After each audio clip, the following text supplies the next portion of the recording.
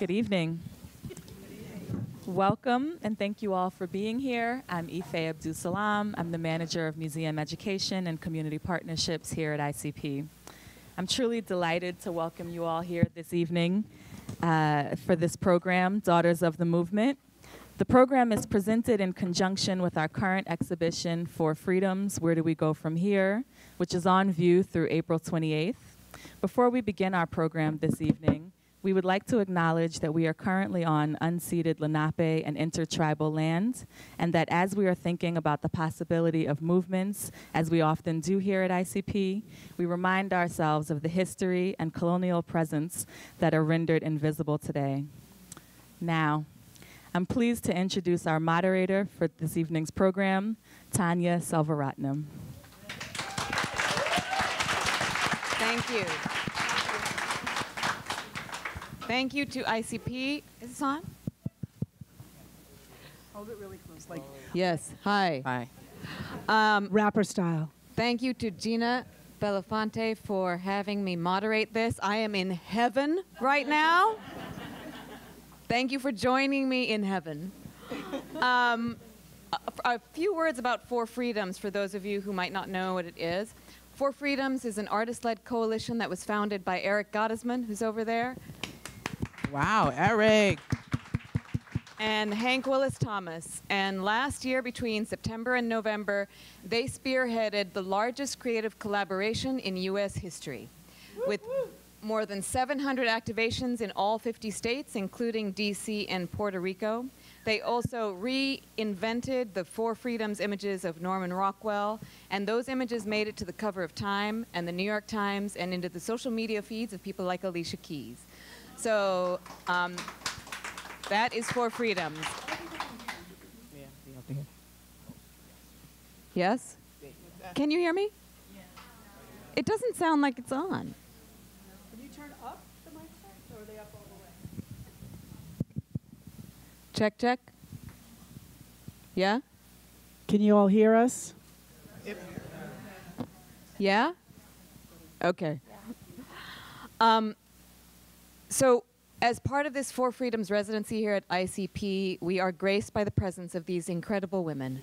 And I believe that tonight we will emerge with a deeper sense of our past, our present, and our future, where we need to go, and what we might need to do to get there. So I would like to start with each of the panelists saying their name and also the names of their parents, because this is, after all, Daughters of the Movement. Can you start? I'm starting. So I'm going to break the mold because my parents are not the reason that I'm here. I'm the granddaughter. I'm Keisha Sutton James, and I'm the granddaughter of Percy Sutton. Should we say anything about who our folks are?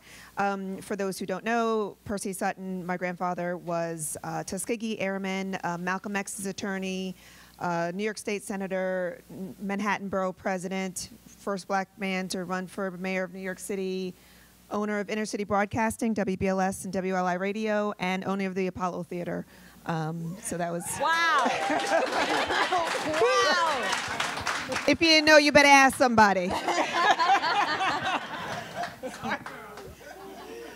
My name is Suzanne Kay, and I am the daughter of Diahann Carroll, who was the first black woman to star in her own television show in America. Good evening, everyone. Is my mic on? Yeah. Doesn't matter. Okay. I'm Dominique Sharpton Bright, and I am the eldest daughter of two to Reverend Al Sharpton. Do I need to elaborate on that? And a new mom. Shall I expound? Yeah. Okay. Well, Reverend Al is a noted civil rights activist, leader, president and founder of the National Action Network, and he's also the current host of MSNBC's Politics Nation. I'll just stop there for now. Yes. And you are a new mom yourself. Oh, yes. I am a wife, new wife and new mom. Both are here. My husband, Dr. Marcus Bright, and our baby, he just turned 2 months the other day.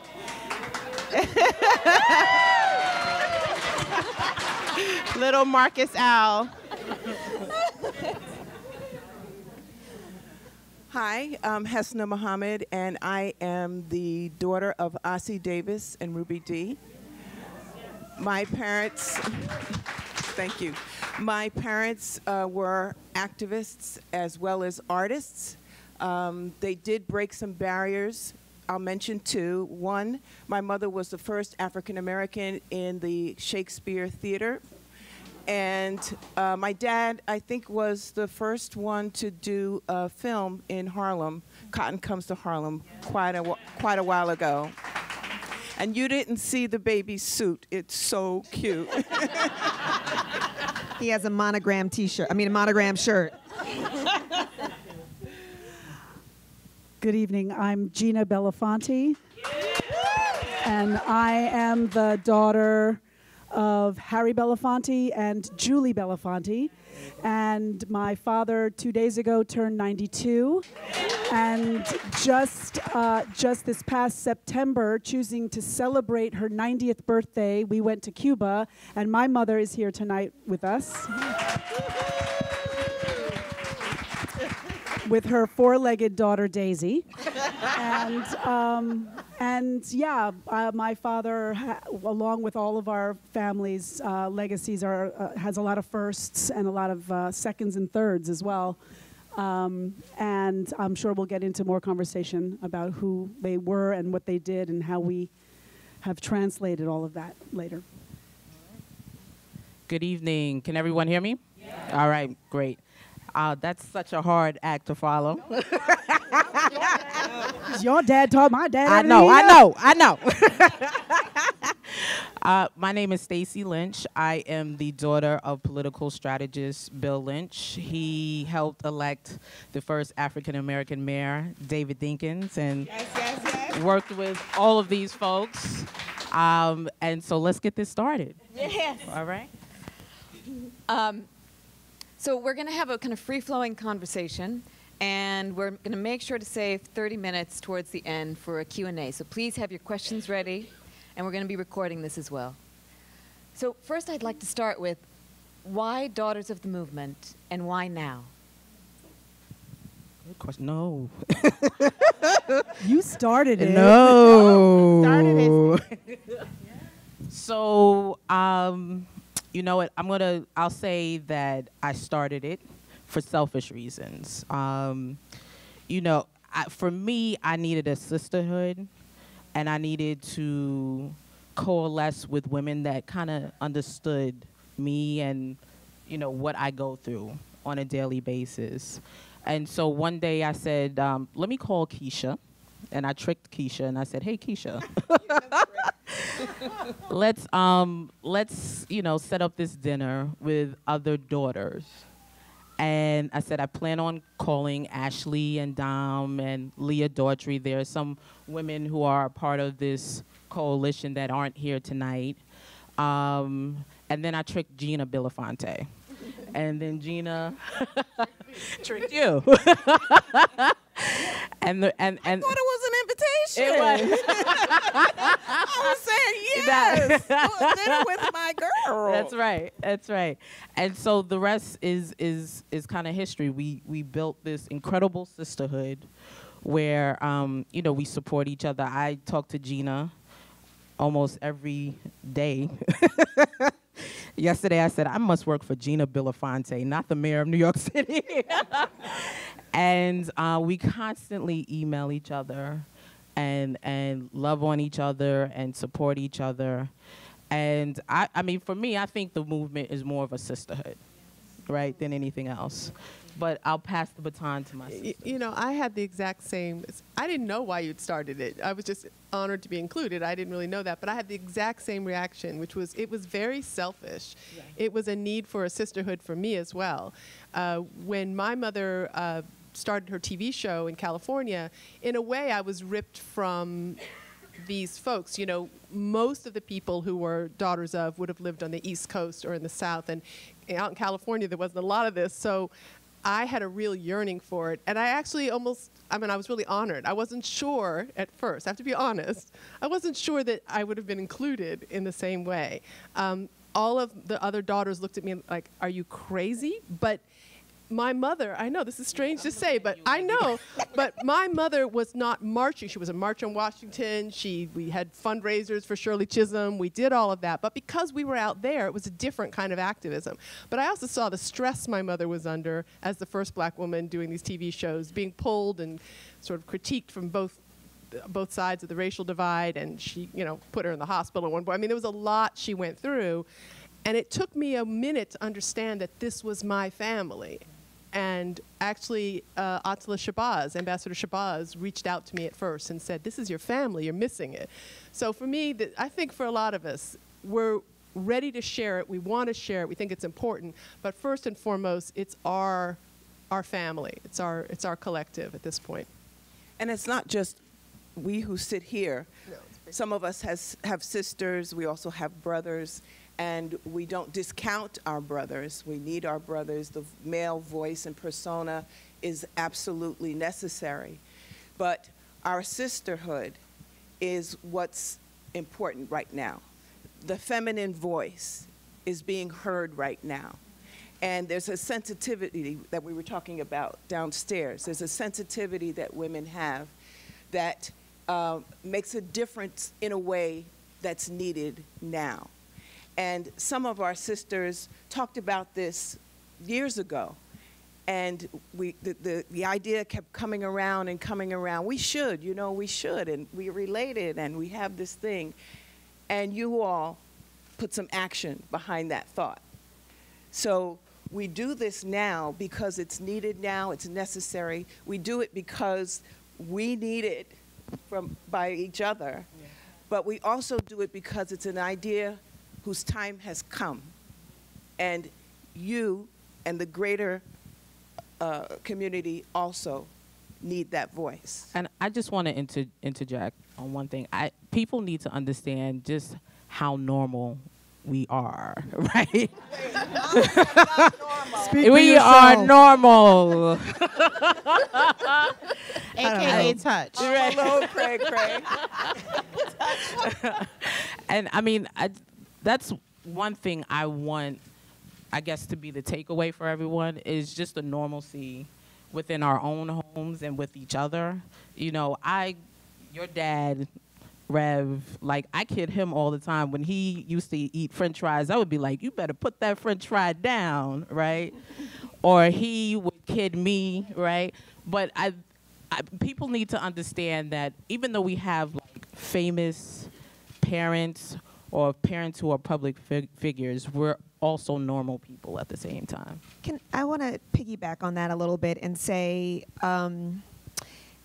yes, we're normal, but our lived experience is not necessarily normal, if you will. The truth is that we did grow up at the knee of some of the most brilliant and experienced minds in this space. And there was a lot that we learned from them, the wisdom that we carry from them that, frankly, I've had moments in my life where I looked around and said, oh my God, who's stabbing me in the back? Because I was so disillusioned by the fact that people didn't have the same values and the same, connectivity and appreciation for what this, that community element that all of our parents had. And so when Stacy came and said, let's do this, I immediately, by the way, I was the only grandchild for 25 years. My siblings are 21 years old. I just gave away my age. You're 25, Keisha. You're 25. Right? Anyway, yes, but seriously, I felt so alone in this lived experience. And I will say one other thing about this experience that we've had. There's a quote that I have from your dad, Dom, when it was at an event at the Shabazz Center, formerly known as the Audubon Ballroom, where Rev was talking about the Shabazz sisters and the conflict that people talk about amongst the Shabazz sisters. And he said, they are our royalty. People are focused on them because they're our royalty, because they are the best, they are of some of the best our community has ever produced. everybody has problems in their community, in their families, but nobody's looking at them because they don't care about them. And he literally pointed out to the audience and was like, ain't nobody care about what's going on in your family.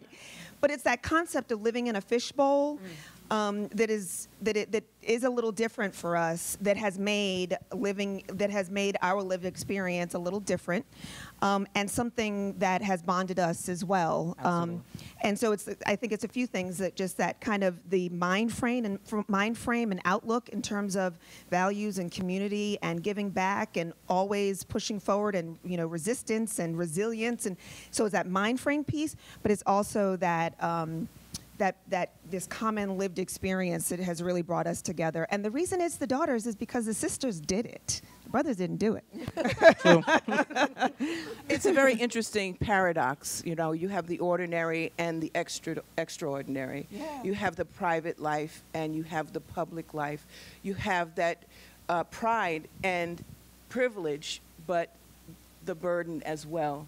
But what always rises to the top is the honor, I think, of holding up such valuable legacies that have changed our world, and that those legacies are intertwined, and that we remain connected is very, very powerful.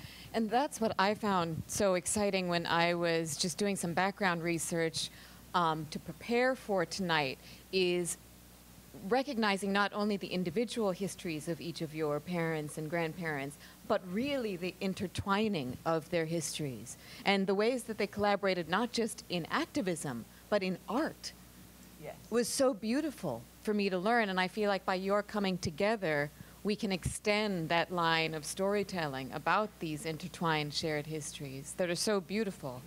And I was wondering if we could pivot to maybe going back in time to when y'all were growing up and some of your vivid memories, both as being a daughter of the movement and of your parents' activism. Kind of both the vivid memories and some of the struggles.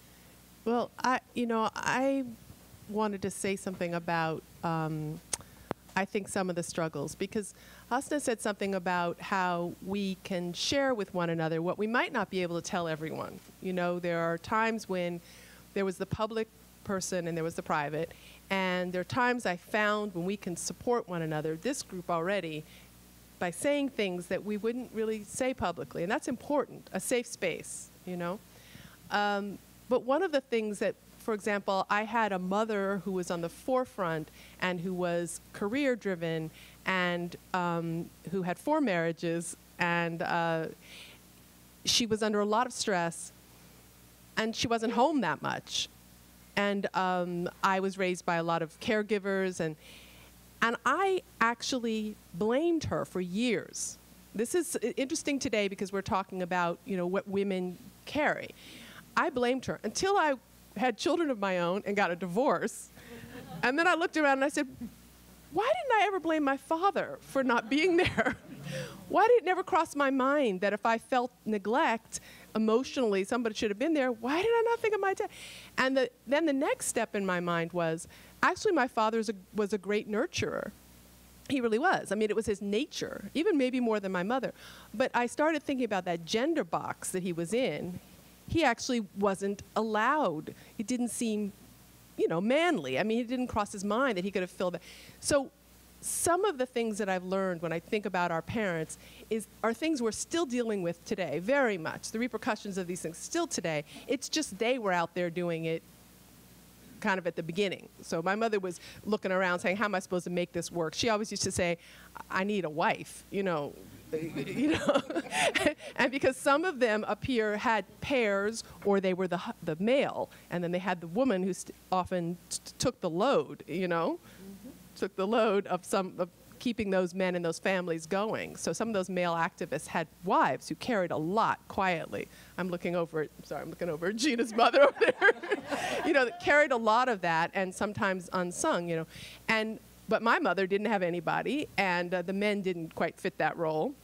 And so when I spoke to that, and we were at the National Black Theater at one point, a different group of us was speaking, and the men in the audience, some of them came up to me afterwards when I was talking about why aren't men allowed to express that parts of themselves. Women won't get where we want to go. We really won't, unless we help the men express the parts of themselves that are suppressed. We're trying to step out and do what we need to do, but it really is a partnership. And because we're a sisterhood doesn't mean anything is adversarial. We're in this together with the men. I think the cutting edge of feminism right now is understanding how we can help men rise to that and still feel like men, you know? So there are a lot of lessons that we have learned because our parents were first, you know? I'd like to chime in on that. So I was born in 1986. I'm 32 years old.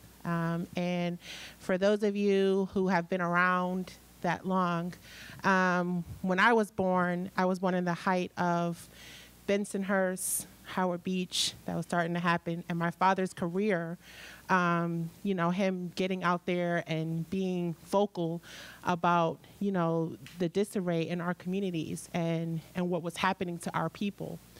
And he was very controversial. I was born, you know, right in the helm of the Tawana Brawley situation. And so for most of you who know, you know, a lot of skepticism, a lot of hatred, a lot of misunderstanding was happening in the public eye with my father. And I was just Dominique. I was just a child, you know, wanting my father. That's it. Just mommy, you know, and daddy. And not understanding that I was, from a very young age, forced to carry not only the weight that he was bringing to himself publicly, but the weight of our family and not being able to have that father figure being so intimately with his family, sharing with him, with the world and with the community. And so you know, I joke with my sister all the time, but, you know, we didn't have that safe space. You know, it was, we step outside our door and we've got to straighten up. We've got to smile. We have to put on, you know, this face that nothing is wrong and that we are strong. We had to be strong from a very early age. I remember my mom getting a call. I had asthma really bad when I was younger. And my mom getting the call that someone stabbed my father at a protest in Bensonhurst. And I had to be like 5 or 6 at the time. And my parents had a rule in our household that we couldn't watch television past a certain time because he was so controversial at the time. You know, he was on the news or in the paper for something crazy. And our parents didn't want to expose that to Ashley and I at a very young age. And so I remember being, you know, defiant. I walked over to the television, turned it on because I knew how to do that. And I remember seeing that visual on television of him being stabbed in a protest. And I immediately had an asthma attack and had to be hospitalized along with him for something that he chose to get out and do. And so from a very early age, we were taught that the movement was a part of us and that community was our family. This was our life.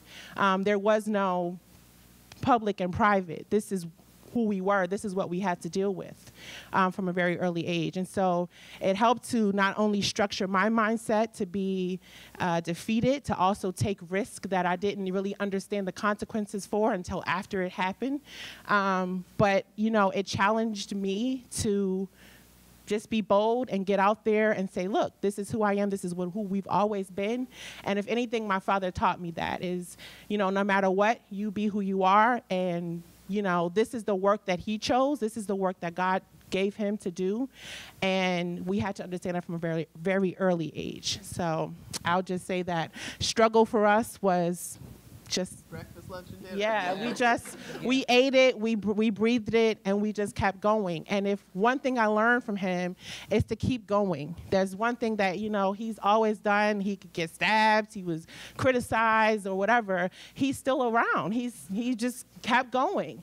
And so there was no time to cry or to be upset or, you know, you had to keep going. And for that, I think that voice is important in our movement today, is that no matter what is going on in the world, you know, we see so many hardships and things going on outside today, but we can make it through. We can, if we have each other and we can come together and strengthen ourselves and strengthen our bond, we can see the light. Dom. You're young though, Dom. 32. 32. I wish I was 32. No comment. I remember always being in the struggle. whether we went to a fundraiser that your father probably told us about, or told us to come to, and we would eat all of the food, my brother and sister and I. I remember being in rooms a lot of times with wives and taking care of the children of the activists who were out in front. And we would be playing with each other. I remember the times at the dining room table when my mother would tell me why Emmett Till's mother kept a casket open. And she wanted us to understand. We needed to understand that. She wanted us, both of them, to know that there weren't enough African Americans behind the camera, behind the curtains, behind the scenes. And she would ask us, they would ask us, who's going to take Lorraine Hansberry's place? And we would have those types of conversations when people like your father and your father were telling us what was happening and working with them, and my mother working with your mother. My son got arrested with your father, protesting, of course. I remember walking into my father's office, and he was always busy, and I said, "Dad, are you busy? Can you talk?" And he would always say, "Yes, I'm busy, but never too busy to speak with you." And he was writing the eulogy for Malcolm X. And I knew that, and I knew it was an important thing, so I stepped back. I remember in high school, you know, my sister and brother are older than I am, and I don't know if you guys did it, but I would always go in their room and get their clothes, steal their clothes, and, you know. So I went into my brother's room first, and there was a man sleeping in the bed. And I went into my sister's room, there was a man sleeping in the bed. I got myself together, and I went down into the living room, getting to the kitchen. There was a man sleeping on the couch. And my father, he was the one who made breakfast for me in the morning. And I'm saying, like, who are these people? And they were the Black Panthers who they had hidden. And so then I went to school, you know, and came back. And the death threats. And I remember seeing my father crying so. I never saw him cry before except for Martin Luther King's funeral. That was the only time. And when Malcolm came to the house, I was young, and they sent us, we may have gone to the Poitier house or to my grandmother's house, I don't remember, because they were afraid, they weren't sure that we would be safe. And my mother always fretted that she hadn't taken a picture with Malcolm. And I was at the Schomburg Center for Research in Black Culture going through the Malcolm X photo collection. And I found some photos with she and my father and Malcolm in them. So those are the types of memories that feed me and enable me to share with the sisters and with my children and to keep the legacy going. We have to persevere. We have to honor especially the women who weren't seen or heard, but who took care of business. They did. I saw it. They did. The wives, you know it. You were there too. I can speak to that. That's, well, speak, my sister. Yeah. So, yeah, I also have interesting memories throughout my life of, you know, sitting on the laps of, holding the hands of, greeting the people at the door. Because a lot of the fundraisers that happened during the Civil Rights Movement, or many of them, were right out of my living room as a child growing up. And my mom was the person who always asked for the money first. She, you know, and she talk about taking care of business. She was like, we're going to do, you all had some drinks now, you all had some food, so who's going to give me that first check? Because in those days, that's what people did. And I learned so much from her organizing and her straightforwardness and so many campaigns. And my mother was a delegate for Shirley Chisholm, and we campaigned for Bella Abzug, and we campaigned for so many amazing women and men, and licked the stamps of the envelopes and licked the envelopes to send off to engage more people. And my mother would take me out at night, and we would paper the neighborhood with flyers. And but the activism was all throughout my parentage. But I do have those vivid memories of sitting on the lap of Dr. King and holding the hand of Fannie Lou Hamer and meeting such incredible, eloquent beings, and just being a sponge and not knowing really who I was among, but that it was aunts and uncles and friends of and people who were deep strategists. And I would often sneak in and put an ear to the door, because there was some very strict rules in my house growing up at times where it was grown-ups and children. And but I would find my way, to hear what I could. And then there was also, because I don't want to make it seem like all our parents did when they were together was strategize or work. There was a lot of parties. There was a lot of poker games. There was a lot of fun and making sure also both my parents made sure that our home was a space and a place where the people that were on the front lines on the daily could come and have a safe space and have a respite. But also there's just so many movements as well that our families were a part of, and my parents too were very much a part of a lot of the African liberation movements that were happening simultaneously to the civil rights movement. So we also had a very international experience in my home, and I had the good fortune often to travel. And one of the things my parents always did was, when we traveled to a place, that we didn't just do like, oh, there's the Eiffel Tower, or oh, there's the something in Japan, like the sightseeing stuff, but that we really went into the interior and had an opportunity to speak with the activists that were on the ground in those places and in those spaces, and eat some, home-cooked meals in those places and in those spaces, and meet some of the folks that were on the front lines in the European scene that were also sending the message from America of what was happening on the ground, so that we could get a greater swell of support.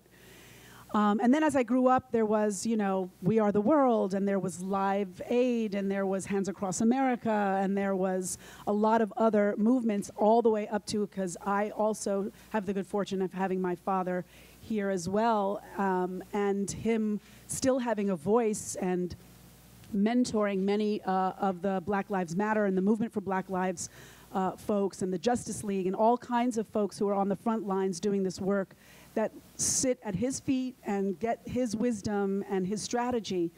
And I know, though, in my heart, that they're also getting a piece of each and every one's grandfather or mother or father, because the collective really influenced each other. I mean, your father was like the most brilliant community organizer and strategist that I know I reap the benefit of through my father. Amen. Learning from how your father worked with unions and worked with people and got people elected, and who we need to, and it was about the community always. It was always about the community. And anyway, I just wanted to say that about my personal experience, and I am being quiet because I'm just like loving listening to everybody else's story. I'm like, wow, me too, or like, yes, or because there was also the threats, like that. My parents were shooting a film. And I remember that we were flying on a private jet, and we went to a certain part where we had to get on a commercial flight, and there was a bomb threat. And I remember my mother, and I'm not sure if my father was even with us. He might have been, but my mother had to sort of bring us together, and we were all like, well, what's happening? Why are we getting off the plane? And she had to extremely, very calmly explain, like, there's been a bomb, there's been a threat to us, and they're just going to make sure that everything's okay. And the way in which she did it and delivered it was very calming, and it really settled us, and we didn't freak out. But there have been times in my adulthood when I would go to my father's concerts where I would be sitting in the audience, and I'd be enjoying his brilliance on stage, because that was another part of his life that I so admired and soaked in and was a sponge of, and that's his entertainment and acting and producing. The Hollywood and singing Bowl, when we would career. together hang out and watch your father bring all Greek those theater, artists together. At the Greek Theater. The Greek sorry, Theater. the Greek And Theater. anyway, I would sit and I would watch him, and I would be all cool, and I'd be listening, and I'd be having my eyes closed, and then all of a sudden this feeling would come over me. And I would feel like I just needed to look around to see if there was someone that might be wanting to shoot him or, kill him in some way. And that was real. During the movement, our phones were tapped, and a lot of what was said, we soaked up the paranoia from our parents that they had, even though it wasn't us and we didn't always understand it. So there is a lot that is passed on, and not just all the happy and beautiful and incredible parts, but it's the totality of what this movement actually brings: the trauma, the glory, the laughter, the pain, but the incredible resilience, I think, is something that we carry on together. Can I just tell a really quick 2-second? When you said phones being tapped, for us, there was actually a silver lining to phones being tapped. At one point, we owned a newspaper that was actually a predecessor. It was sold to the Amsterdam News. It's called the New York Courier. And my dad talks about how it was on 125th Street, right above what is Red Rooster now. And he talks about he told me about how they got behind on the rent and behind on the telephone bill, rather. And eventually he realized, the telephone's still on.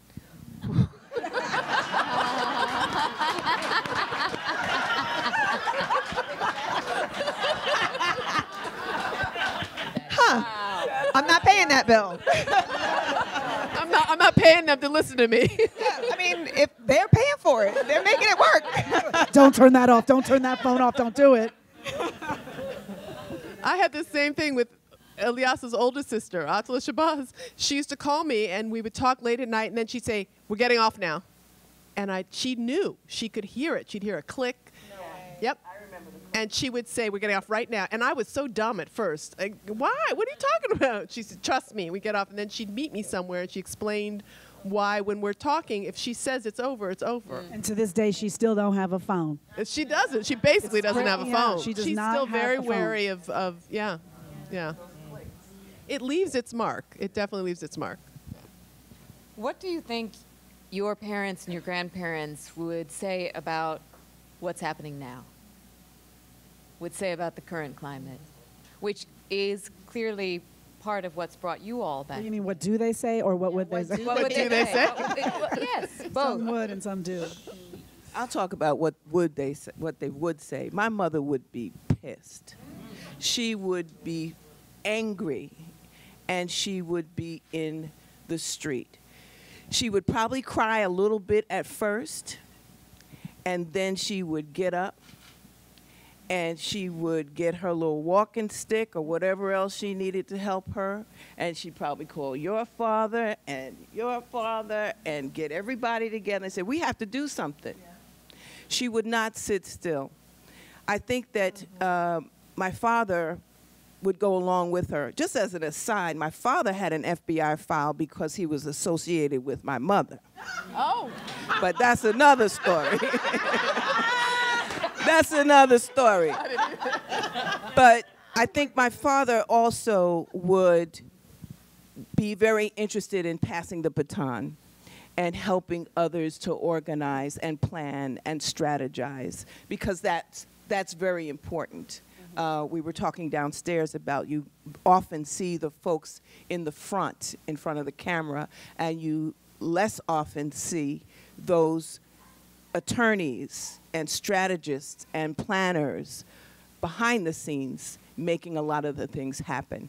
So just But I would also say about your parents in particular, if they were here right now with us alive in physical form, they would also be using their art as a tool to articulate what we need to do and what needs to be done, which they did over and over and over as a duet, around movement. And they didn't always do it hitting you right over the head with it, but they had a unique way of coming together through poetry, through spoken word, through storytelling. They were incredible storytellers.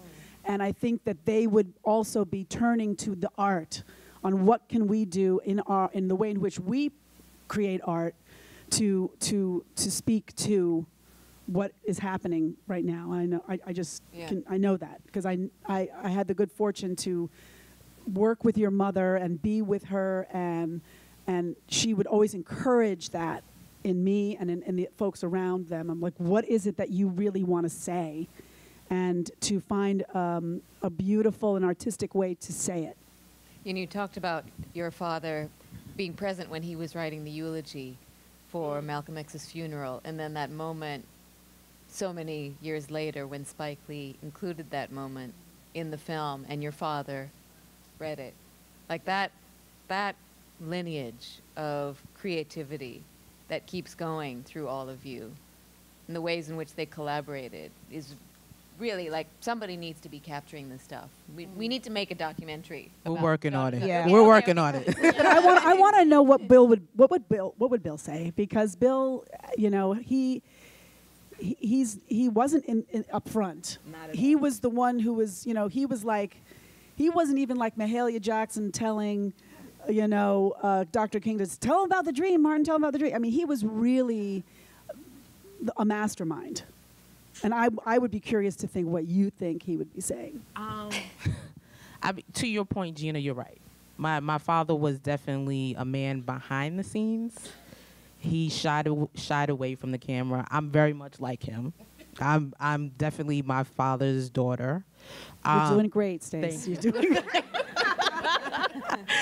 But, you know, he would always say you have to put in the work, right? And we live in a time where people just love instant gratification, right? And there's something missing, and maybe, you know, it's my generation's fault, where we just felt like we become a star, right? We instantly change the world without doing like the work to get there, and don't forget the people that got you there. So, I mean, I think my father would say that we have to kind of be still for a second, right? Figure out a strategy and then execute, honestly. I think I'll just go and piggyback from what Stacy was saying. My dad recently wrote a book. It's like a self-autobiography. It's called The Rejected Stone. And he felt, you know, all his life he was the rejected stone who, you know, had to be kind of smoothed over in order to, you know, be appealing or actually get through to the world. And one thing he writes in the book is to beware of shiny objects. And I think that a lot of us... Except my pants. Except your pants. Those pants, I love those pants. A lot of us are intrigued by the shiny objects, you know, those flashing stories, the breaking news, you know, what's R. Kelly doing and why, you know, and you know, not understanding that, like you said, it takes the work. But, you know, recently we just had a New York City public advocate election, and probably one of the lowest turnouts in voting history in the city. And so we can't start complaining, oh, our rights are under attack, and oh, voting rights are under attack, and we won't even come out our house and vote. And so I think that a lot of us, there are movements that are developing and that are blossoming everywhere. It's cool to be down with the movement now. You know what I mean? It's cool to hashtag Black Lives Matter. But are we actually doing the work that it takes to actually progress us and progress our people as a whole? It's not just about black versus white or, you know, or what's trending and what's not. It's about us coming together, realizing that there is a problem collectively, not just for black people, but LGBTQ rights. There are so many other groups and things that are largely under attack that we're not really recognizing and not coming together to actually organize around, that we're missing the ball. And so I think that one thing, you know, if you say parents would teach you or tell you, we've got to stop really going for those shiny objects, and we've got to dig deep and say, what is our issue? How can we as a community address it and organize around progressing change collectively? But what can we do to help this sister and help that brother, and to collectively come together to actually make a stronger force to push for change? And that's what we're missing. Yeah, yeah. You know, I wanted to speak about that. One thing I love is this is not a group that focuses on the negative. We didn't know how we were going to be together. Some of us didn't know one another. This has been a very positive experience. Don't you all feel that way? I mean, this has just been about supporting one another. And you watch some of this stuff on TV and you get the wrong idea about women coming together. We really have only been supportive of one another. And I hear things come out of other people's mouths that just resonate with me. And we didn't even talk about it before. One of them is how we pay too much attention to the moment news, to that moment's news. Alicia Keys had something on her Instagram. Now I'm admitting I was looking at the moment's news. But what the message was she takes a day off. She calls it her Sunday, and she turns it tune out, tune in, and she takes only her closest family and time to go inside. And I just thought, she's saying a lot of things right now that I think are really beautiful and powerful. But yes, that is so true. You cannot be effective if you do not take time to be quiet and go within, because what you're looking for is in there. It's not all that. And then you create community. Those two things, I think, are the precursor. That's the baseline. And from there, you can start attacking and doing the things you want to achieve out in the world. But our kids don't have enough quiet time. You know how important that is. So anyway, there's just so much wisdom that I'm feeling, and so much joy with this group. I love you too. I just want to acknowledge how relevant what you said is to this weekend, because yesterday was National Unplugging Day. Oh. Is it really? Okay. So it is especially great that people are here in person to commune. Wonderful. Yeah, absolutely. Well, I just want to say too, I want to be a little self-indulgent and talk a little bit about the work that I'm actually doing, and not all of the work. I run an organization called sankofa.org, which I'm hoping all of you will, find and look into. But I just about a year and a half ago was introduced to a young artist who I thought was super dope and really cool, and he came to me with a project and he said, I was thinking of doing this, but I sort of decided not to do it anymore. But I'm not sure. And so I want to talk to you about it. And it was Hank Willis Thomas, and it was sort of reimagining Norman Rockwell's Four Freedoms. And so I might be overstating him not doing it. It might have been he had a dip in a moment in the process, but he happened to be having lunch with me. And I said to him, are you out of your mind? Like, we have to do this, because I come from a mixed race family. I mean, we're all mixed race, all of us, right? But forward facing, I come from a mixed race family. And I also have always looked at Norman Rockwell's work and felt something genuine and lovely about it, something kind of homey, and especially when there was stuff around, labor movement or the working class people and things like that. But when I looked at the Four Freedoms and his Four Freedoms, it really was a little bit of like, wow, there's just a lot of white people that are like everywhere in this campaign. And so when Hank said to me, I don't know if we're really going to do it anymore, we're not sure. I had been working on another project, and I thought, well, I can help cast it, because all of the people that you're going to need to cast it are going to be at this other thing that I'm doing. So we embarked on this journey, and I just want to say that it is hard work, movement work, and creating art is hard work, and working in government is hard work. It's hard work.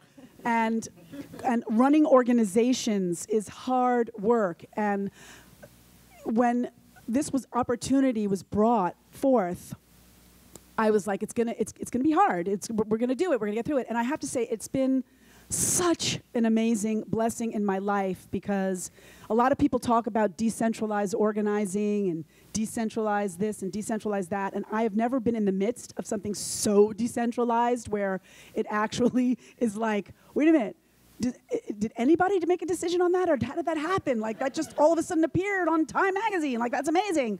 But for those of you who haven't seen it, I really encourage you all to go downstairs or come back another day and go through the work that we have put together, which is why why this group is here today, and that is the Four Freedoms exhibit and the 50-state initiative that we've been working on, that has really been an opportunity for us to come to communities and say, engage, regardless of your right, left, center, up, down, whatever.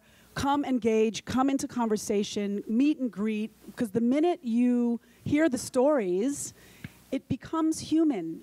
And we all become more human when we really engage one another and come together with one another. And so I just wanted to shamelessly toss out a plug for the exhibit downstairs and a thank you to ICP for having us here. We're nowhere near done, but I just wanted to say that because it takes a lot of really hard work and collaborating and figuring out and seeing if relationships gel, and if they don't, why, and how can we help them gel. And so I really just encourage people to get civically engaged and talk to people that you don't usually talk to, and strike up a conversation with someone who you're standing this close to on the subway, or on a bus, or in invisible theater, we call it in Theater of the Oppressed. But I really encourage people to just reach out and start up a conversation. Well, and that's the perfect pivot to the next section, but I know that two people wanted to say something before we pivot, which is I wanted to talk about the present and the future, but yes. I just want to linger on ICP for a minute. ICP is an organization and an environment of visual activism. It has a legacy that is unparalleled. I'd like to just give acknowledgement to the ICP school, the staff, the administrators, the students, the program, some of whom should be in here today.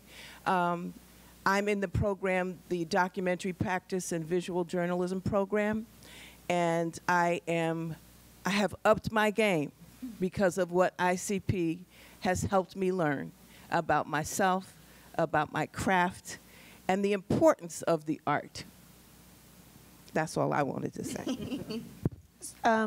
So this may tie into your next question, but one of the things I wanted to say was that in response to current times, I think that my grandfather, because I do say, what would Percy Sutton do to myself a lot? After the election of the orange one, I quickly came to the space that I think a lot of black folks came to, which is we've been through much worse, right? And understood, from the lived experience he had shared with me about what it was like. He was born in San Antonio, Texas, the youngest of 15 children, and in 1920. And so he was, very much a child of the Jim Crow South. And his mom was like this color, and his dad was this color. So his dad would drive his mom around so that, excuse me, so it looked like he was chauffeuring a white woman. And my grandfather would stay on the floor so he wouldn't be seen, and they wouldn't be able to link the two of them as parents of said child. Thank you. Thank you. But I say that to say that was, that's one of the tiny little hardships that he had lived through. That was a small one. And what he made amply clear to me was that this is very much a continuum, and I think all of us, have understood that this is a continuum that we all stand on someone's shoulders. Mayor Dinkins talks about how he stood on my grandfather's shoulders. He says that had he not run such a classy campaign, he never would have. Had Percy Sutton not run such a classy campaign, no one would have taken me seriously when I ran. But that's one example of that continuum, and it just, to me, it frames the hardship of the moment, frankly, and of course, it's outrageous what is happening. Outrageous. Like, my head gets blown every day. But when you think about this in the context of this continuum, and we think about it in the context of and I think that we represent continuum not only in terms of that inherited legacy, if you will, but just amongst us. Whereas, my grandfather mentored Dominique's father, and worked with Ashley's father, and we think about the, the people that each of us are, and I'm sorry, there were all these connections amongst all of them. I want to say, let me make a really quick point on that, because it hasn't been touched on yet, that we had touched on a little bit in terms of the, talking about Stacy's dad and the role that he played behind the scenes. But I just want to say very explicitly that it was really clear to me growing up that, and this is part of our construct here, is that there's not just one role to play in this movement making. That's right.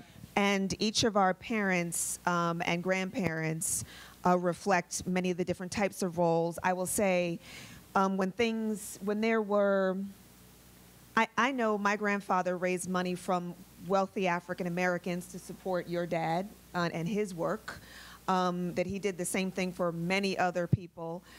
And so there are a lot of people behind the scenes, business people behind the scenes, who would never let one of us who was on the front lines go forward. I'm getting a chill.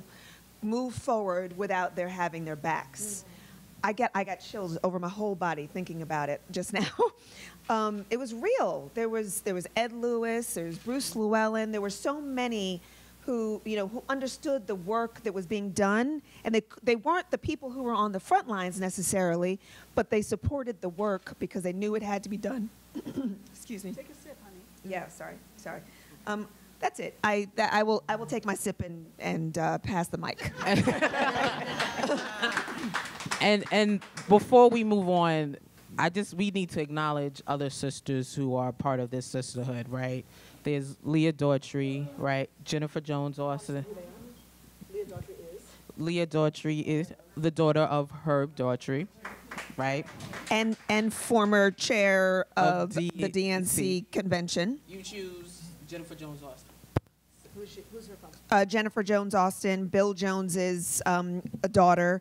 His dad was also a mentor to Reverend Al's and founded and ran Operation Breadbasket. Worked with MLK. Who else? Ilyasah Shabazz, who is Malcolm X's daughter, and that pretty much speaks for that self. Yes. And all of these and there are others as well, but it's just super connected, interconnected. Marcy McCall, who is Carl McCall's daughter. Carl McCall was the first African American lieutenant governor of New York State, and the first president of our company, Intercity Broadcasting. And then there are more connections that are not necessarily represented in that, but I just say that to say that, like, there was just so much focus on elevating collectively. One of the things that I have, the way I have articulated in my brain, is that we as African Americans have never excelled individually, meaning that's not our model. Our model is not that individual model of American success. That's not how we do it. We excel and elevate collectively as a community, and that's what is reflected in this panel in terms of talking about our parents and grandparents. And I hope to God that my people right now can see that that is the one model that works for us. We cannot afford to try to just be individuals out there, because when you're standing out there by yourself, a black man or woman, it ain't pretty. It ain't pretty. Gotta have back. Well, that's why I called you Keisha. I got your back, and Stacy. Dom, and Gina. So we have maybe 5 minutes before we should open it up to the floor. So before we do, I want to come to the present and the future and to hear more about each of you and the legacy that you want to leave, the work that you're doing, and the advice. We've heard the advice that your parents and grandparents might have given. What advice would you give to the next generation? I just gave a piece of advice. Yeah. Seriously. Elevate collectively. Yeah, elevate collectively. It is, I think, just a real core principle of a movement making in general, but just life as people of color in America.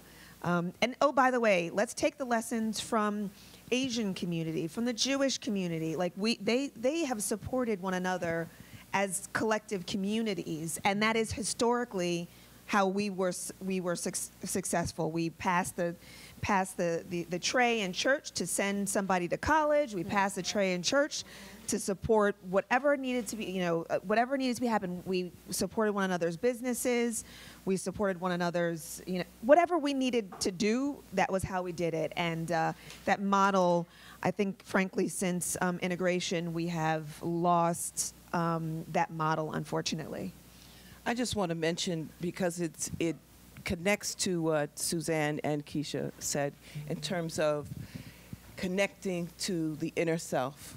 And before we can reach out and connect to community, we need to know who we are inside.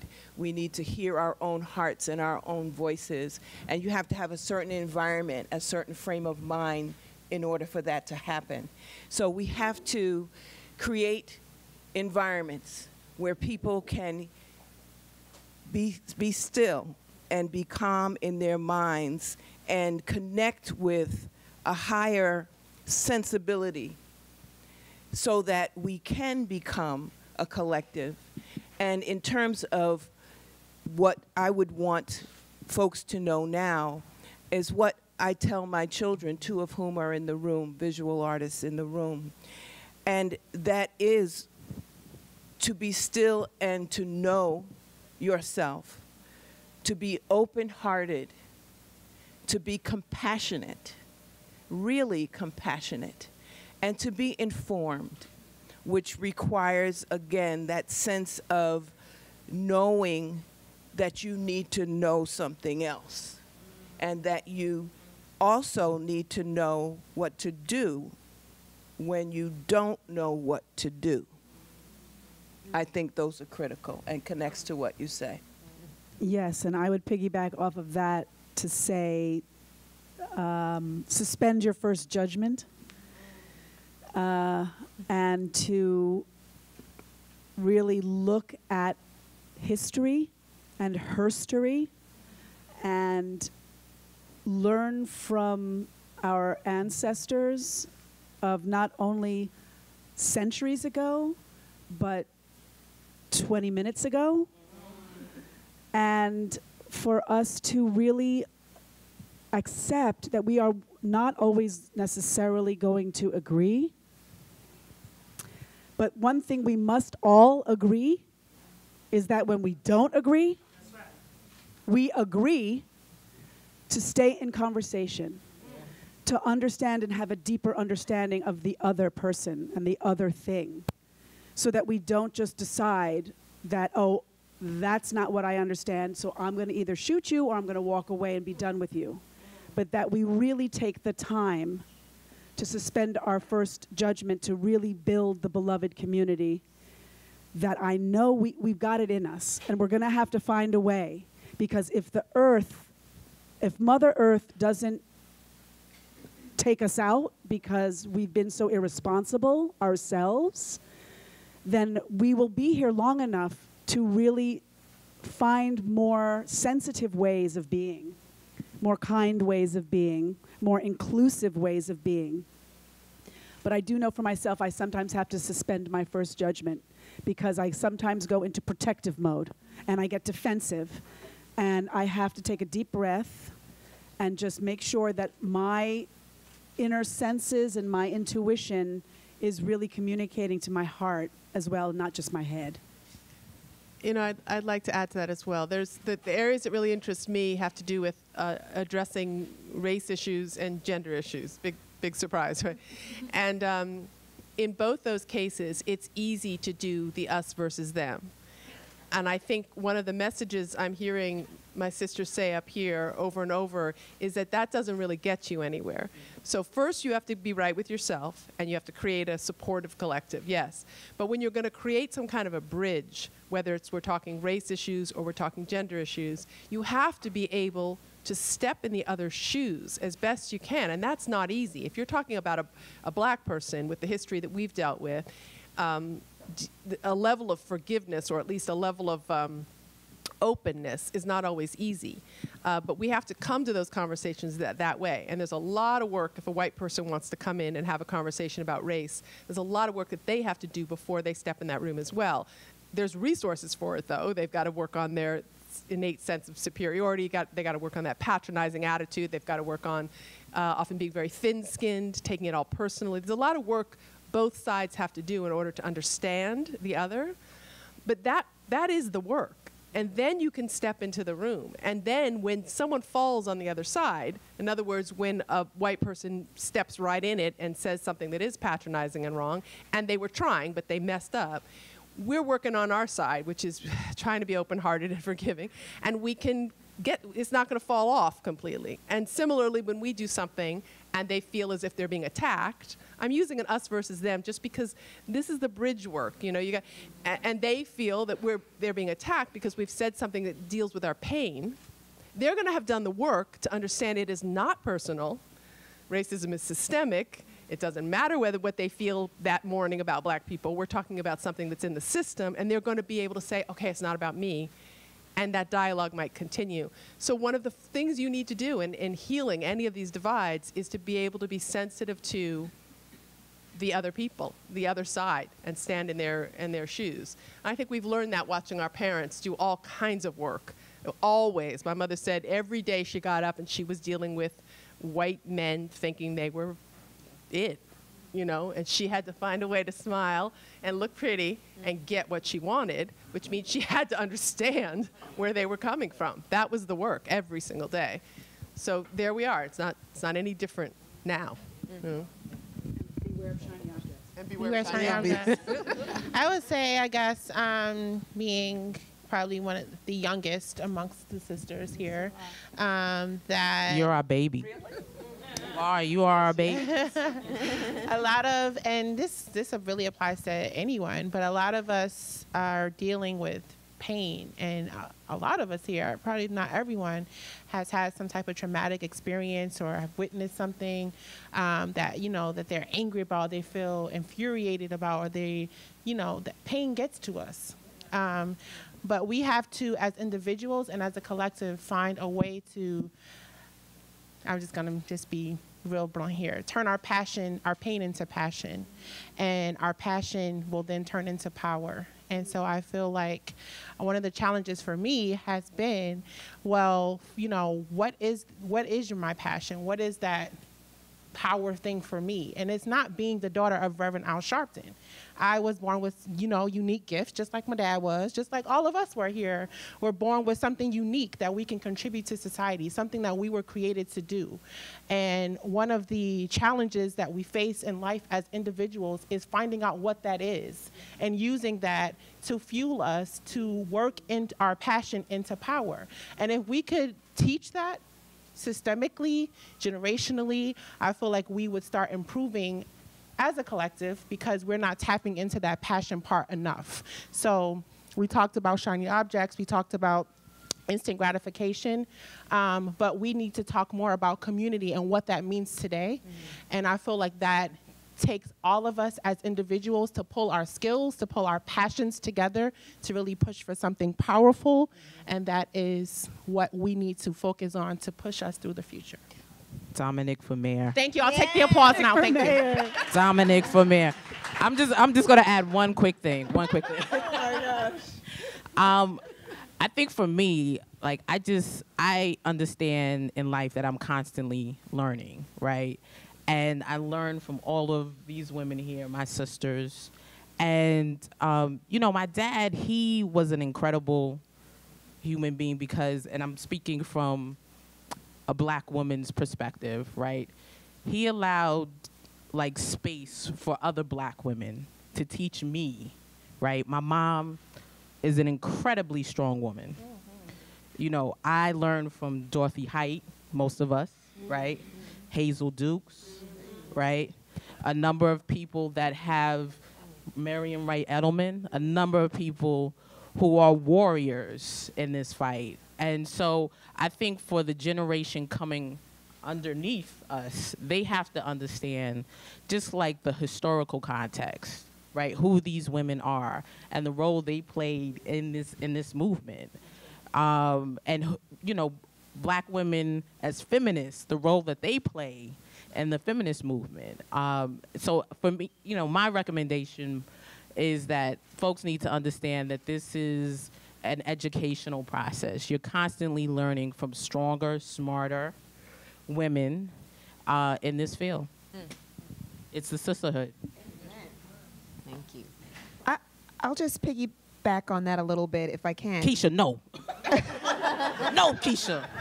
I wanted to close it out, Keisha. Oh, okay, I will. No, say Sorry. it, and then we'll take questions. Yeah, let's get. Never mind. I'll keep it. Keisha, It's all this good. one. It's all. Actually, no, it's fine. It's fine. Seriously. Sure?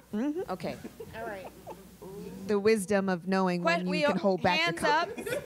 What? Okay. Saying the wisdom of knowing when you can hold back a comment. Okay. We'll have a wrap up. Put into your answer. If you have questions, please raise your hands in the air, and there are mics going around. So There are a lot of questions. a lot of questions. Hold on. Yes, of course. Wait, would you mind standing up? I want. You have the most amazing T-shirt on. Yes, she does. This is Julie Belafonte. Belafonte. And Daisy. And Daisy the dog. Daisy the dog. Where are you going? Daisy must be seen. Say, I think Put the mic. go on tour. Yes, that's what we're saying. Yes, on tour. Right. Yeah. We're working on that. That's the plan, Jan. You know what? We did a group of us spoke at the National Black Theater, and Harry was in the audience, and Uncle Harry said the exact same thing when we were done. Yeah, he did. He did. Think about it. Somebody think about it. We've got to raise some money to get Come on, get us started. Get us started. Get us I started. love her.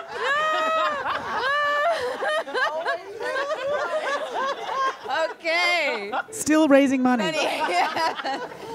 First question. I think yes, I have it.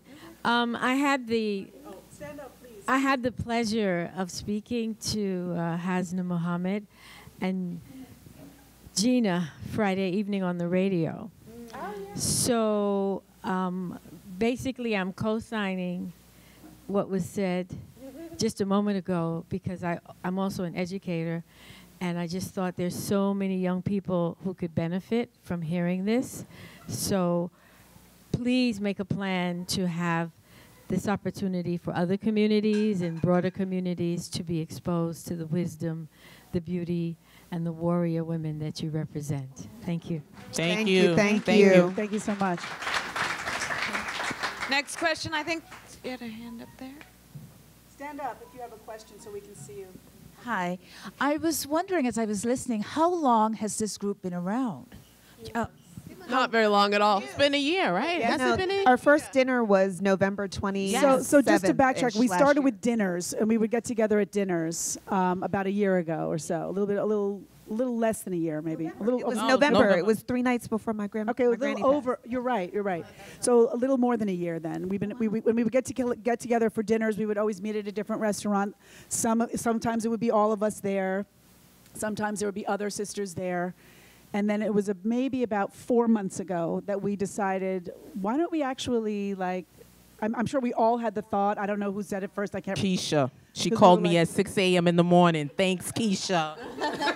Right, and then I think Keisha and I have a very similar wavelength because I think I spoke to you too, and I was like, Immediately you know what? after, I think we should, I think we should maybe consider doing something more with this because we're such a powerful group. It was after one of the dinners, or maybe I didn't say it to you. I might have just said it in passing.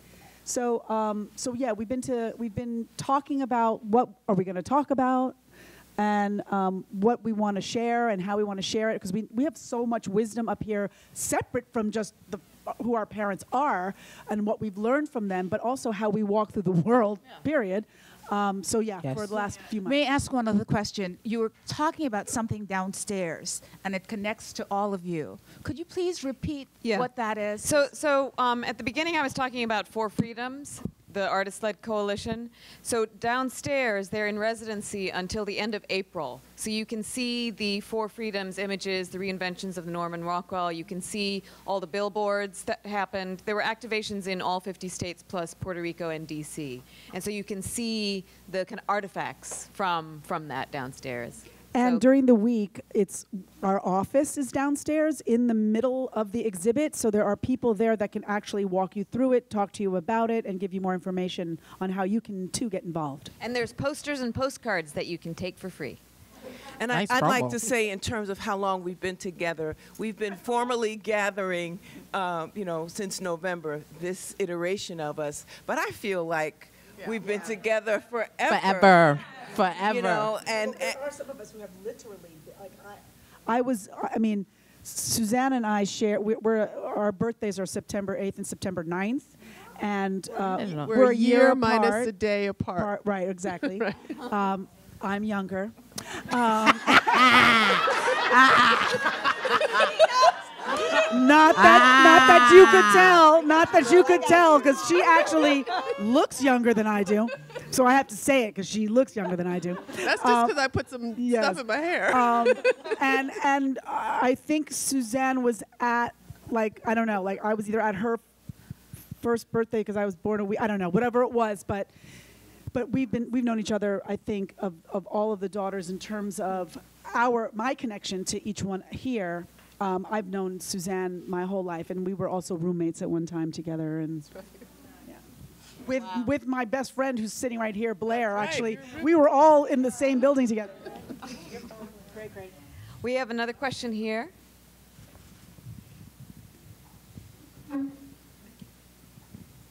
I just want to say wonderful namaste to all of you. This is on. It is. Bring it close. And just a question. You guys have a beautiful network. You're networking together.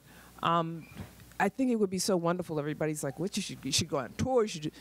Do you think you would ever have like networking events for other women? Good suggestion. Taking that idea.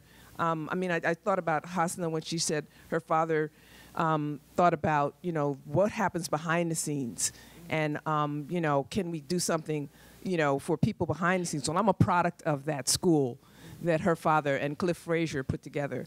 That sent me out to work in the studios. So if just bringing other people together to just talk about it. Not just on tour to schools, but just in a room, other women with over dinner or something like that. Thank Doing you. the work. Thank you Doing for the that work. suggestion. Yeah, that's a Yes. good. Thank We have another you.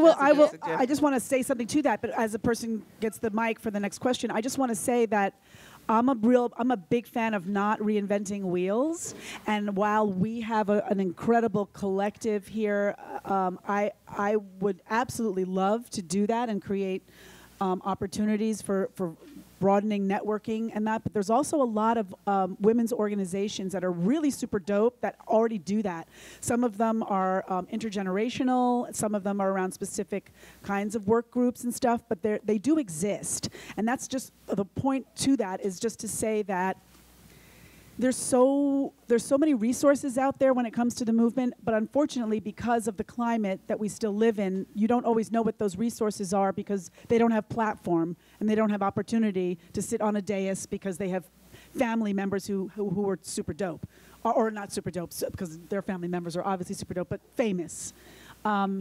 So I really encourage anyone who has a really great idea that they want to do to just start it themselves as well. And to do it, and to be the change you want to see in the world, and not wait for some other group to do it because there's so much resource out there. There's just so much out there. Well, I also feel like you should make it easy on yourself because you could be doing easily a 50-state tour very soon, but you all have your own lives. But I feel like if there's a way to capture it in a documentary or a TED Talk that then gets like shown on airplanes all over the world, like you can produce it. Let's make it happen. Let's talk.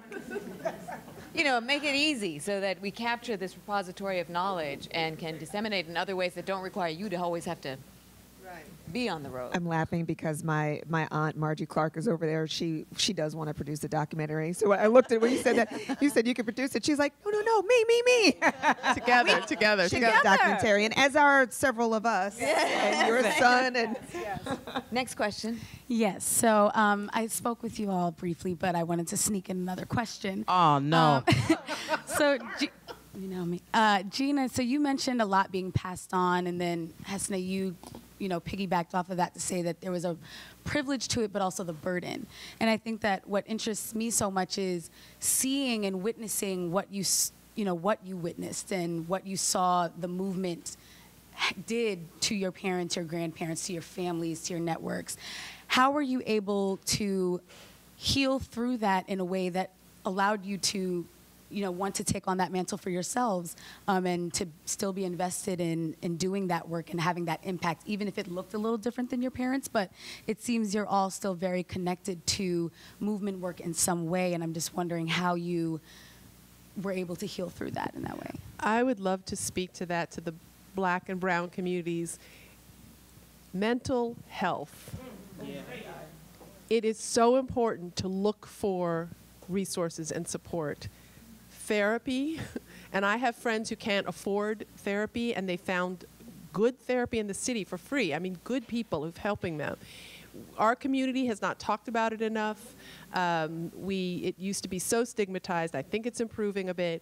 But to Black men, I mean, we need to support one another in looking for therapy. If you see someone in trouble, go look for resources. This is something that's tapped into in many white communities and not by ours. And who needs it more than our communities, right? So to answer your question, one of the ways in which I personally overcame the trauma in my family was amazing therapy. And of course, this sisterhood is in a continuation of that. But I first had to get a lot of work done. And then now we are all, most of us are, we're not 20, I'll put it that way. And so we've lived, we have some wisdom, we've overcome some of our things. So that makes it easier to come together in community. When you're dealing with a lot of your own trauma, it is challenging to come together in community because people are just acting out their own stuff and you see it and it's painful. And so remember that as something that's a tool that we deserve, that we should have just like any other community. There's nothing shameful about this at all. Our parents really couldn't. They didn't have time to think about it. They were just, or space. It was just get out there and do, get out there and do, get out there and do.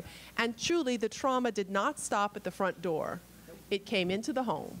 And almost everyone up here can attest to that. We did have a lot of trauma in our homes. And the thing that's made us is one another, the community, and getting that health, that mental health in order. So if I could leave, and I know that's something that speaks to your heart as well. Yeah, it does. I'm piggybacking again. I don't know if are there folks in the audience who have seen the film King in the Wilderness? Anyone? So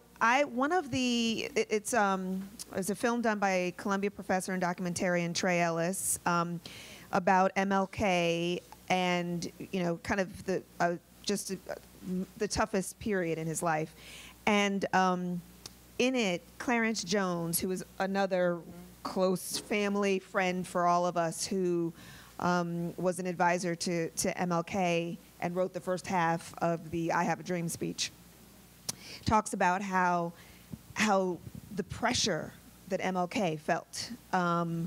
And I know I witnessed my grandfather go through some of this, and I can't imagine what it would have been like for MLK, given that he was truly on an international stage and truly the epicenter of so much strife, if you will. But he was depressed. MLK was seriously depressed, and Clarence Jones took him to the doctor, and the doctor said he needs therapy. He needs to see a mental health specialist. And Clarence said, absolutely not. Can't happen. That our generation didn't have the room for that, because had he gone to the doctor, obviously it would have leaked, and MLK is seeing a therapist and he's crazy, it would have been twisted in every way, right? It would have been twisted in ways that and we, because of the time that has passed, frankly, and the awareness around the trauma that Black folks have experienced, multi-generational trauma that we've experienced and passed down from slavery, we now have an awareness, and there's an allowance for us to explore that part of our lives.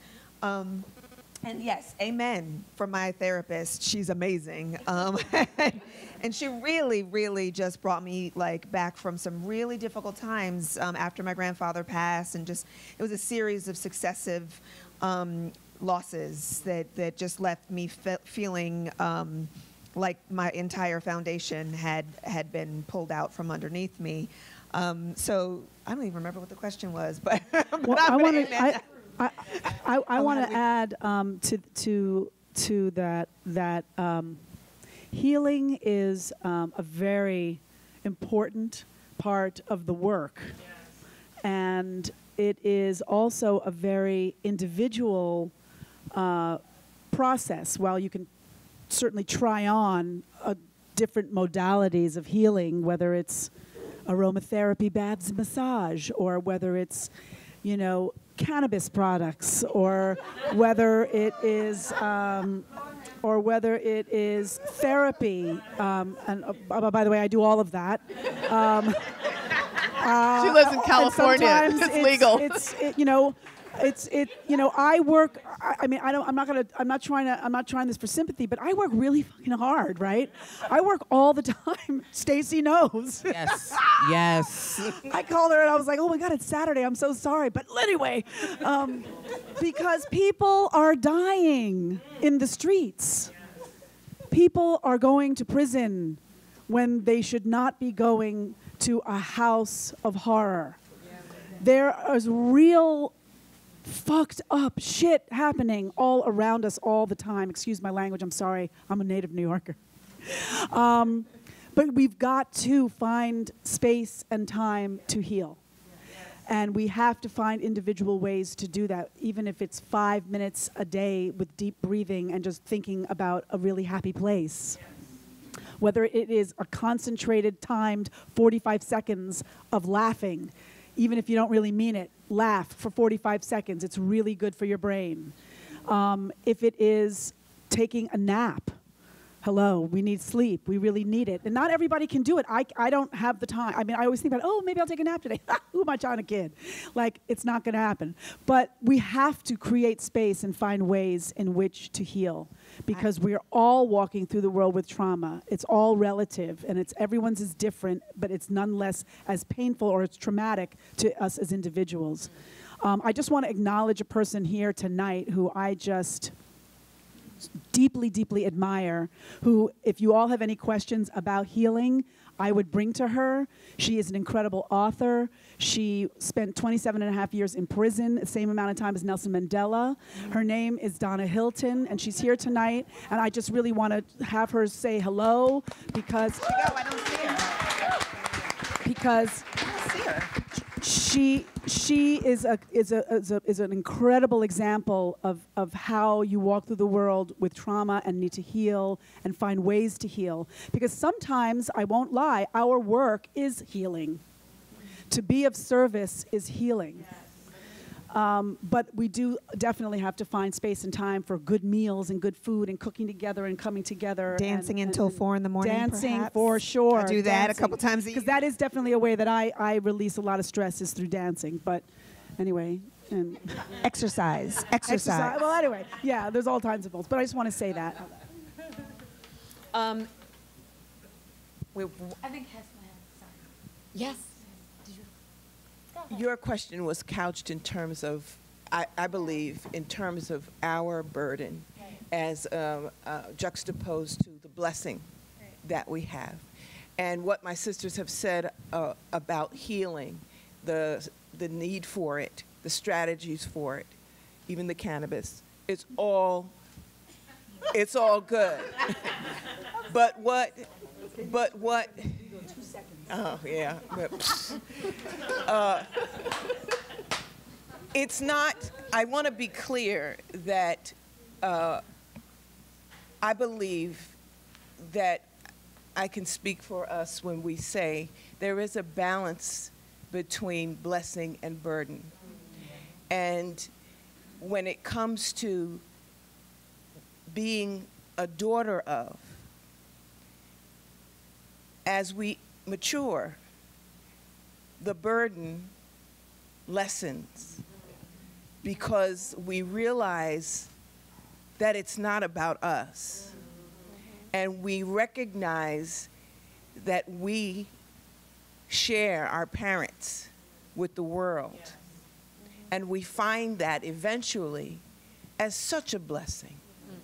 Such a blessing for us to be in the homes and have the blood and the genes of such fabulous people, people who have changed the world and continue to change the world whether they're here physically or not. So while we do suffer the burdens of life and this struggle that continues, it's not over just because Obama was the president, okay? For real. For real, it's not over. We all, that is our collective burden that we shoulder. And we need therapy and we need friendship and all of that. But as daughters of, we are so blessed. Yes, yes. And we are so proud and honored. And we strive every day to remain worthy of this blessing. And yes, amen. It's a pity she's not articulate, you know what I mean? Right. With Ruby, are you kidding me? It's like sit up and enunciate. Are you kidding me? Please, I'm having a flashback. Drink some water. Trauma. I'm having trauma. Healing. We are healing. I'm serious. I have to tell you. Wait, I have to You tell don't you. need I the was an mic, administrator actually. in a building. Administrator in the building, and I was responsible for saying the Pledge of Allegiance over the loudspeaker for hundreds of people. And every day for years, my mother was right there. And she said, enunciate. Every time, okay? I guess I need therapy. I kind of want to apologize for that. Not for your mom saying that to you, but for you having to do the Pledge of Allegiance every day. Oh, yeah. That's another story. It's Yes. traumatizing. Oh, my God. The Pledge of Allegiance is traumatizing. Yes. Oh, my God. That's another story. So I just wanted to say one last point. I don't know why I'd want to pick up the mic after Hasna dropped it. But to that point around blessing and burden, what I think I can speak for each of us in saying that what I saw was the blessings outweighing the burdens in my grandfather. So, I saw him walk out every day on 4 hours of sleep with a smile on his face, mission focused. And he loved his life and his work. And he really drilled in me. I grew up one floor below my grandparents, so I was with him as if we were in the same home. He really drilled into me all the values that he wanted me to inherit and embody. And one of those is being active and giving back. There was no way it would be acceptable for him or me or anyone else in our family to walk through a door and not hold it open for other people in our community. No way. It's a concept that is so completely foreign to me.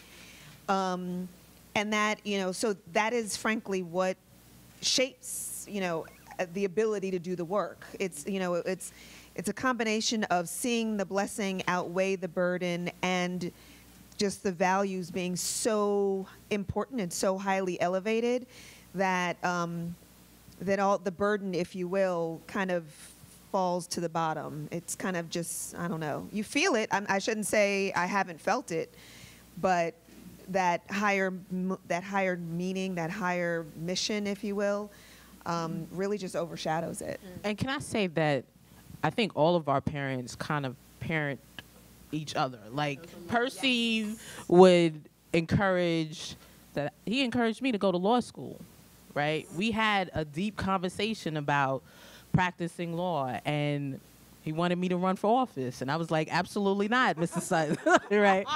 And your dad, spoke to me about entertainment law, right? And not working with entertainers because they're so difficult to work with. And your father has been an incredible mentor to me and a loving individual to our family. So I think, that's the other dynamic with this sisterhood, how our parents also parent their, all these kids here, right? All these sisters on this stage.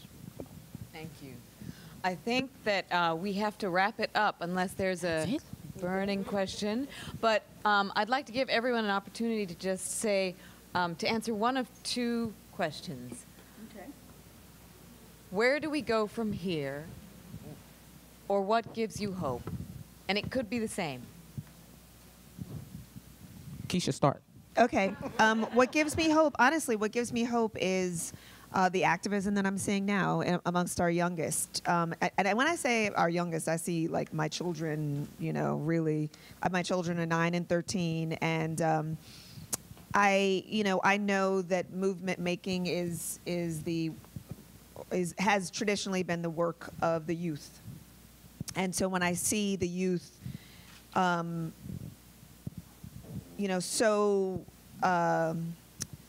with what is the word? Is indignation and outrage and upset that is manifesting in the form of protest, activism, and especially amongst Black women voting. That is what gives me hope. I think that there is a great deal of energy to be harnessed and converted into power. I would say that as well. My children are more interested in politics and interested in activism than ever before since this last election, and that was what a parent hopes for. But I'd also say that I think that when we had Obama as a president, there was a lot of talk about this post-racial thing. There was a lot of conversation about, do we really have to talk about race anymore? And what I think has happened that I'm excited about is people who consider themselves progressive, who are not Black or brown. See how I did that? Mm-hmm. People who consider themselves progressive, who are not Black or brown. I'm finding that they are seeing that the issue of race or the issue of voter suppression, for example, is not a Black issue, because it's hitting them that if you suppress the vote, you don't have the numbers you need to achieve what you want to achieve. And the issue of mass incarceration is not a Black issue, because if you take away their right to vote, you are losing a part of not only the brain trust, but the voting population you need.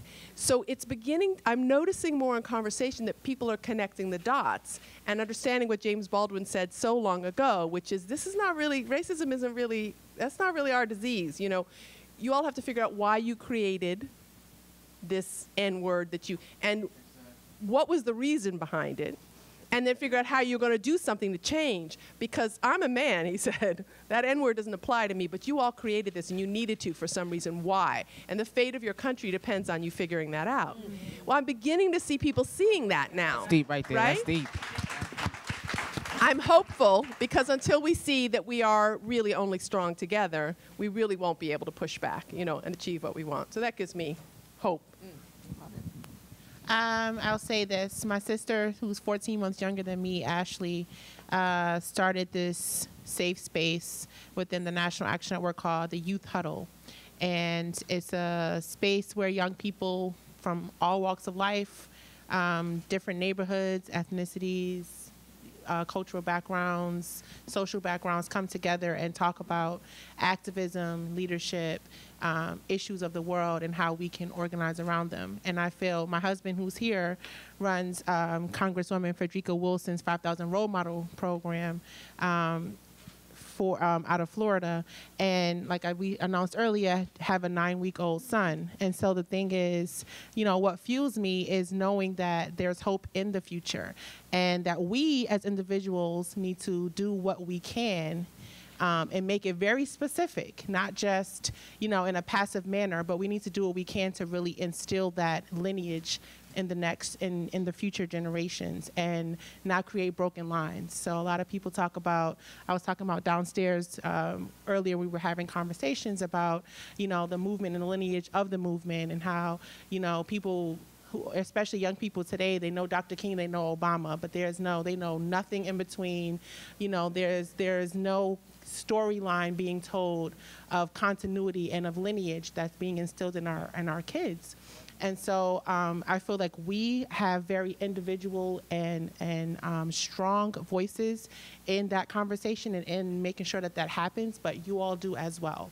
And I feel like we need to continue to come together to really strengthen and instill that information in our young people and in the next generation. But like Stacy and others said earlier, we need to do the work. So I will leave you all tonight to say, what are you doing? Not just showing up at spaces, not just tweeting about things that you feel is wrong or angry about, but what are you actually physically doing to really push for and progress for change? And so I'll leave you all with that. You can answer it in, yourselves or amongst your peers or in conversations at work and school and spaces that you connect with.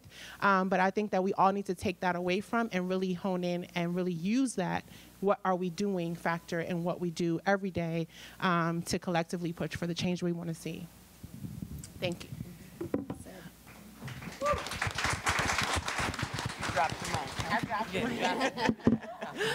I'm hopeful because we now have more opportunity and access, not that we're asking of other people or waiting to be given to us. We are getting it ourselves. We are creating the opportunities. We are creating the access. And that makes me hopeful. It makes me hopeful that folks realize that they are standing on the shoulders of folks who gave their lives, folks who were on slave ships, folks who were on lynching grounds, folks who were encounters getting beaten, those who were standing in their own homes and shot by police. We're learning those lessons. We're reminded of the hardships, and we're learning the lessons and creating our own opportunities and our own access. And that makes me hopeful that the future generations will continue to do that, just as we saw them, those behind us. They will see us behind them, and they will move forward as well. And as far as where do we go from here relative to getting out of this snowstorm, everywhere.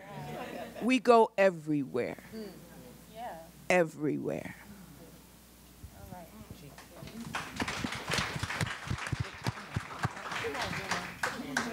Well,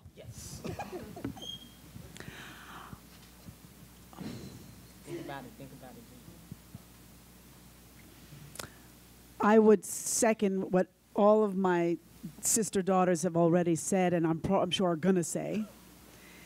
And I would add to that,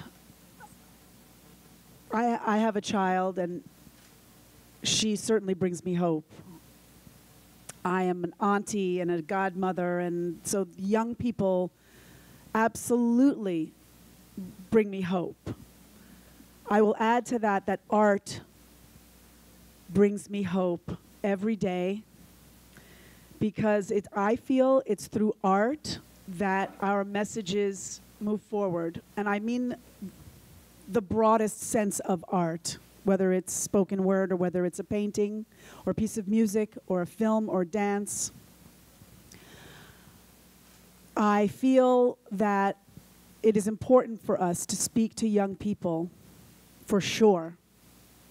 I also feel it's important for us to develop and create more opportunity and access and platform for men and women who are seasoned and wise, who are in some cases finding their voice right now in their 30s, 40s, 50s, 60s. There are so many people of the civil rights movement that we don't know about. And we have to learn more about the history of all of the people who participated. As we have to know that there are, I think about the Me Too movement and the Time's Up movement around what's happening with many women right now. And I hear a lot about Well, we're going to bring access, and we're going to bring up the young women to give them an opportunity so that they have opportunity and doors will open for them. I will challenge that. I think there's a lot of 30, 40, 50, 60, 70-year-old women who have been waiting and ready. And I'm sure I'm biased around that because I am 57. But we've been waiting, and we're ready, and we're poised with a lot of wisdom to take leadership roles and space. And I think a lot of us are doing that, and that gives me hope. Where many of us were silent, we're now bringing voice to that. And lastly, where do we go from here? I would agree, is we go everywhere. Every time I leave the United States and have the good fortune to do that, I'm so relieved to see that the shit is the same everywhere in the world. and encouraged to know that people are organizing just as we are. And creating movements and creating collectives and in living rooms. I will say I do find more often than not abroad, there are more conversations around the dinner table than we have here. I mean, I had conversations around the dinner table all the time, but in a lot of my friends' homes, I don't necessarily see the emphasis with their young people and that they live with having really open, hard conversations around, and also to learn from young people around new trends and new ways of identifying and new ways of speaking to one another, and really as elders in the community taking on those new ways, and for us to also make sure that we stay open and malleable to shift as well. So where do we go from here? We go into our neighborhoods, we knock on our neighbors' doors, we go across the street, we go to a new restaurant, we try a new kind of food, we go, if we can, to a new borough. How many people here hang out in Staten Island? Me. All right, I knew you'd say that. Best Sri Lankan food in Staten Island. Okay, so I mean, we need to create ways that we can access others and other places and make room and make space is where I think we go from here, with art as well. So I'm just going to answer one of the questions. What gives me hope? And, it took me some time to kind of process it. And I'm going to, talk to my sisters and I'm getting emotional because never in a million years would I have imagined that one dinner would have, one idea would have brought us here. And that gives me hope, right? Yes. Who would have thought, right? Who would have thought that, a dinner with, was it 10, 12 phenomenal women would bring us to this point? And you are here to listen to us. That gives me hope. Yeah. So that's how I'll end it. Thank you.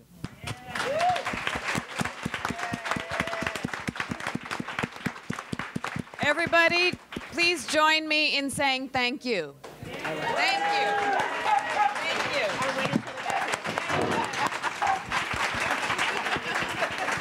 And I just want to thank Tanya so much for your leadership in this panel and for working with us. And thank you so much. Thank you.